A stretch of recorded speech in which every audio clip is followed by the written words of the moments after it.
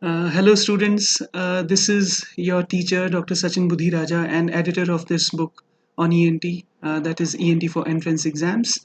If you recall, last video we talked about that, diabetic patients who are into chronic kidney disease, they have an increased predisposition to hypoglycemia. And the reason we discussed was that, the T half of the insulin goes up in these patients, right? Their diabetes has also advanced now because it is of such a longer duration that it has resulted into microvascular complications. And moreover, if you recall, that safety valve mechanism has gone now. Because of the renal failure, the insulin resistance also goes up, and inflammation also is there. Clubbed all these four facts, that is the advancement of diabetes, the safety valve mechanism gone down, the insulin resistance and inflammation due to the uremic toxins. So these patients, hyperglycemia is there, no doubt about it. And therefore, diabetes has to be managed. And if you recall, in that video, we talked about that insulin is the drug of choice. Now, let us take this discussion forward, and I would like to present before you this very important, repeatedly asked question. So we have a 60 kg, 70-year-old male type 2 diabetic patient who is into diabetic nephropathy, and his most recent serum creatinine was found to be 2.4 milligrams per deciliter, and EGFR was found to be 29 ml per minute, right? What is this EGFR basically? You need to just, on the Google, you need to just type EGFR calculator, and you will find, the calculator, the sites will get opened, and all those sites will be calculating the GFR for you. And you need to just feed creatinine of your patient into those calculator, age of the patient, and race of the patient. So here the race we have not mentioned, so you can mention non-black race into that calculator. And right, so you'll find the EGFR calculated out to be 29 ml per minute. But suppose, if this EGFR value is not given to you, then you can use the Cockcroft-Gault formula. So what is this Cockcroft-Gault formula to calculate the glomerular filtration rate? Cockcroft, Cockcroft-Gault formula. So here we calculate the GFR, as uh, 140 minus age of the patient, right? 140 minus age into body weight of the patient in kilograms, divided by serum creatinine multiplied by 72. So if you calculate the GFR using this formula for this patient, like 140 minus age is mentioned to be 70 years, and his body weight is 60 kg, divided by serum creatinine was 2.4 in the question, multiplied by 72, then you'll find this value to be around 24 ml per minute. Right, so whatever, if the examiner has given you the EGFR to be 29 ml per minute, or you have calculated, using that bedside formula, that is Cockcroft-Gault formula, and you have calculated it to be around 24. So in both the cases, this patient is now into which stage of CKD? Yeah, right, it is stage 4 CKD. Okay, so now let us go through further into this question. So the question asks, which of the following oral hypoglycemic agent needs to be stopped? And the choices given to us are metformin, linagliptin, glipizide, and repaglinide. Well, the answer to this question is metformin, right? So metformin needs to be stopped. You all must be knowing that metformin is the first oral hypoglycemic agent, which you introduce into the management of type 2 diabetes. So this is also a repeatedly asked question. This is the first agent we use in the management. But then, you need to know this fact that metformin ultimately gets eliminated through the kidneys, and therefore, when the kidney function is being compromised, that the GFR has gone down. So the metformin will start accumulating into the blood, and then the very important side effect of metformin, you all must be knowing, and this is also a very frequently asked question, that is, it causes lactic acidosis. So with the metformin accumulating, because of the declining GFR, so patients, they have an increased predisposition to develop lactic acidosis, right? So therefore, metformin needs to be stopped in advanced CKD. Well, as far as the guidelines are concerned, when the GFR goes below 45 ml per minute. So if you recall the first video, second video probably, the staging. So we label it as CKD stage 3B. So when once the GFR goes below 45 ml per minute, the recommendation is that we need to reduce the dose of metformin by 50%. And once the GFR goes below 30 ml per minute, that is patient entering into stage 4 CKD, as is the case in this question, we need to stop the metformin altogether, because as I said, otherwise there's a risk of lactic acidosis. Now, those students who are preparing for USMLE exam, so you should know that in the USA, as far as their local guidelines are concerned, this metformin they advise to stop once the GFR goes below 60 ml per minute. That is, once the patient lands up into stage 3. So they advise the metformin to be stopped. And another important question you may get in USMLE is that when the serum creatinine touches the upper limit of normal, right? The upper limit of normal is 1.5 milligrams per deciliter for a male patient, and 1.4 milligrams per deciliter in a female patient. So when the creatinine touches these upper levels of normal, you need to stop metformin altogether, right? So otherwise, the rest of the world guidelines, and we follow in India as well, metformin is advised to be stopped once the GFR goes below 30 ml per minute. Okay, now let us explore the other choices in that question. What about this choice B, linagliptin? Well, you all know that this linagliptin, belongs to the drug, the class you call them as DPP4 inhibitors, and here we have several DPP4 inhibitors available to us. You must be knowing we have sitagliptin, we have vildagliptin, we have saxagliptin, and we have linagliptin. So these four we frequently use in clinical practice. We have others DPP4 inhibitors also now available to us, but these are very frequently used in clinical practice. And this is the class of drug you should know that we use even in end stage renal disease patients, right? So this is another very important thing to know, and you may be asked a question here. So just remember that this is the only OHA class which we keep using even in our end stage renal disease patients, that is, even when the GFR goes below 15 ml per minute, right? Now, in this regard, another very useful thing to remember is that, whereas these upper ones, sitagliptin, vildagliptin, and saxagliptin, they get, eliminated through the kidneys. Linagliptin is the one which has a total, entire elimination from the bile only, right? So therefore, linagliptin doesn't have any kidney elimination. So this is the TPP4 inhibitor where we do not advise any dose reduction.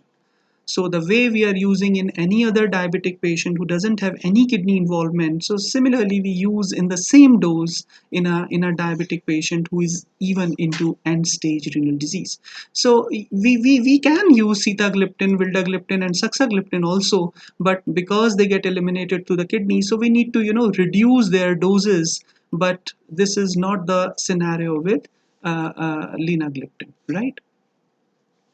So just remember that all these three doses needs to be reduced, but linagliptin you can continue in the same dosage. So linagliptin in this question is absolutely safe to be used in this patient.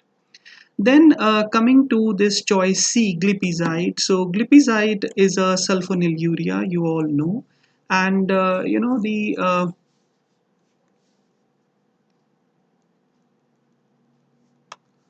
so sulfonylureas again, you know, glipizide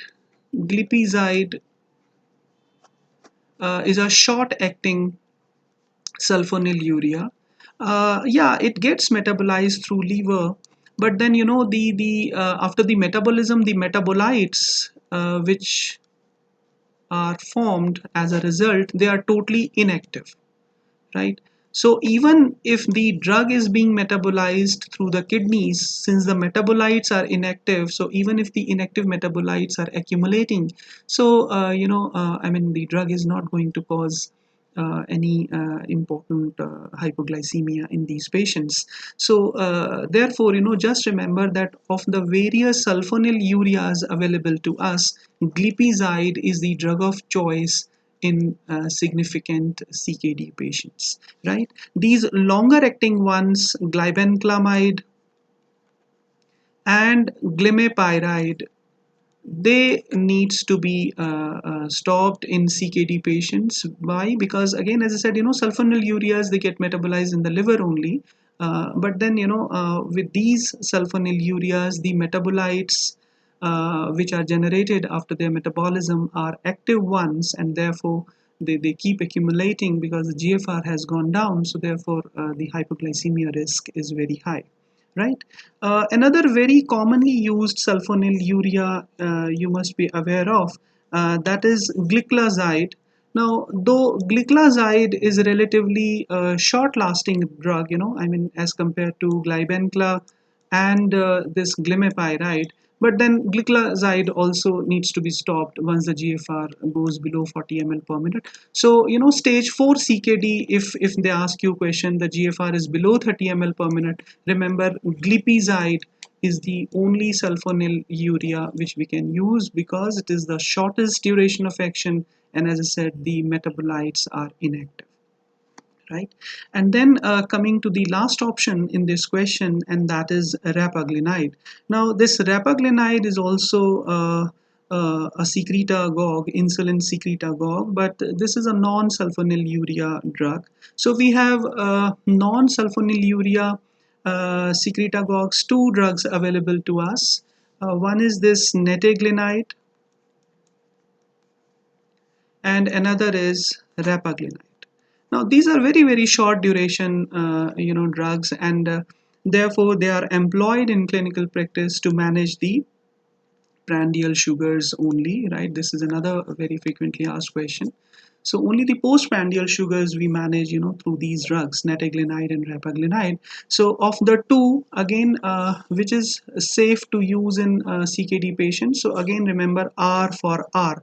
So rapaglinide can be used in renal patients. So again, you know, as I said, these drugs also, they get metabolized in the liver. So the explanation is the same. Neteglinide, the metabolites tend to be active, and therefore they may accumulate, causing hypoglycemia. But rapaglinide, I mean, this is not the case with rapaglinide. So rapaglinide is the one which we use in renal patients, right? Now, what about the other oral hypoglycemic agents in these patients besides these? Uh, what about, you know, these drugs, alpha glucosidase inhibitors? You must be aware of these, acarbose, hmm, miglitol, voglibose. Now there is a very important confusion among you guys that these are alpha glucosidase inhibitors, so they work in the GI tract only. I mean, they should be given to CKD patients. Why not? But Just remember, that 95%, 98% of these drugs, they get metabolized in the gastrointestinal tract only, but around 2% to 5% of these drugs do get absorbed, and then they are eliminated primarily from the kidneys, and therefore we do not employ these agents in the management of diabetes, once they go into chronic kidney disease. Similarly, another very important class of drug is this pioglitazone. So, like metformin, this pioglitazone also reduces the insulin resistance, right? Now, this pioglitazone has a total hepatic route of elimination. So here you are asked a question that pioglitazone does not require any dose modification in a CKD patient. So this is one question you need to know. But at the same time, you need to remember this, that pioglitazone has a very important side effect, and that is it causes fluid retention, right? It causes fluid retention. So in late CKD patients, though as I said, it has an hepatic route of elimination, we do not require any dose modification. But the problem is that since it causes fluid retention, so therefore, due to this complication, it is avoided in CKD patients, right? And this is something very, very important. And what is left? I mean, see, total 7 OHAs we have in clinical practice. Two of the drugs are insulin resistance, which reduce the insulin resistance. We have already discussed metformin and pioglitazone. Then two of the drugs, they are insulin secretagogues, and here we have talked about sulfonylureas and those glinides, the repa and the nete. And one is this alpha glucosidase inhibitor kind of medicines, and one is this pioglitazone. So the only OHA, six we have done, the only OHA left is these recent ones, that is these SGLT2 inhibitors, sodium glucose transporter 2 inhibitors. So they work in the proximal colonnade tubule. Now, what is their status in the diabetic CKD patients? So you must have heard of these drugs, empagliflozin, hmm, repagliflozin, right? Similarly, we have this, empagliflozin, dapagliflozin, and canagliflozin. Right, so these are the medicines which we use among the SGLT2 inhibitors. Now they are very, very important. You may be asked a new question over here, that we very often employ these patients, these drugs nowadays in the management of these patients, and in fact they decrease the progression of diabetic nephropathy, and they also have a beneficial effect on the cardiovascular diseases. So that is why these drugs are now being very commonly employed in their management. But then, once a diabetic nephropathy patient's GFR goes below 45 ml per minute, so again, because of the accumulation of these drugs in the human body, so they need to be unfortunately stopped. But then, you should know that they decrease the progression of diabetic nephropathy, and we use these drugs, above GFR value of 45 ml per minute, right? So let us see the other two questions now, which I hope you'll be able to solve easily. Yeah, so which of the following DPP4 inhibitor does not require dose modification in end-stage renal disease patients? So here, just remember two important facts which we have already done, that this is the only OHA class which is absolutely safe in end-stage renal disease patients also. And if you recall, if you are aware of their mechanism of action, you must have read in pharmacology as well. They work through incretins, right? So once the patient eats, then because of the glucose, these incretins, these are local hormones, released in the GI tract. So DPP4 inhibitors inhibit their inhibition, and through incretin effect, they increase the insulin. So as such, hypoglycemia due to DPP-4 inhibitors is less because it is a meal dependent insulin release, right? So this is another important thing you need to know. And then, as I said, all the DPP-4 inhibitors available to us, we can use in the management of diabetic nephropathy patients. But then these three, sitagliptin, vildagliptin, and saxagliptin, they get eliminated to the kidney. So we need to reduce their dose, as the GFR declines. But linagliptin is the one which is entirely, excreted through the bile, and therefore no dose modification, right? So answer to this question is linagliptin. And then one more question, safest sulfonylurea in stage 4 CKD. So this also we have talked about. Glipizide is the answer here. So this is the shortest, duration drug, and if you recall, the metabolites generated are inactive, so no chances of any accumulation. But then, these drugs, they ultimately work by releasing insulin only, right? So why not use insulin? So that is why I told you that insulin remains the drug of choice in the management. But in stage 4, we can use glipizide. In end-stage renal disease, glipizide we don't use. Glimepiride and glibenclamide, they are long duration ones. Active metabolites are generated, so they are not used in diabetic nephropathy. Gliclazide is a relatively shorter acting, in between, you can say, of these two classes. And we can use, but not below a GFR value of 40 ml per minute, right? So let us summarize, what all we have discussed till now. We know now, these important things, that first, the diabetic patients, who go into CKD, hypoglycemia is an issue, no doubt about it. But then, the diabetes has advanced, and the safety valve has gone down, the insulin resistance is rising, and the inflammation is also going up. So hyperglycemia has to be managed, no doubt about it.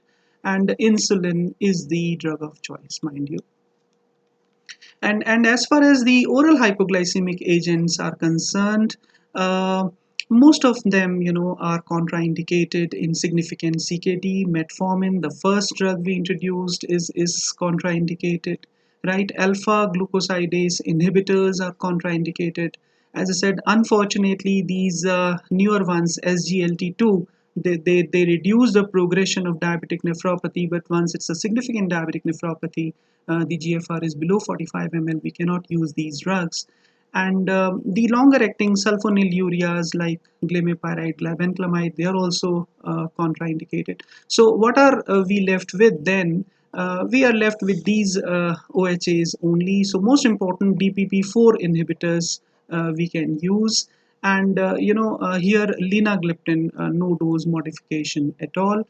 And very importantly, these glinides can be used, and again, R for R, you need to remember, rapaglinide we can use. Short acting sulfonylurea we can give in stage 4 CKD, and that is glipizide. And regarding that pioglitazone, this is something important to know, that though it has hepatic route of elimination, so as such, no dose reduction, but then a simultaneous problem of fluid overload.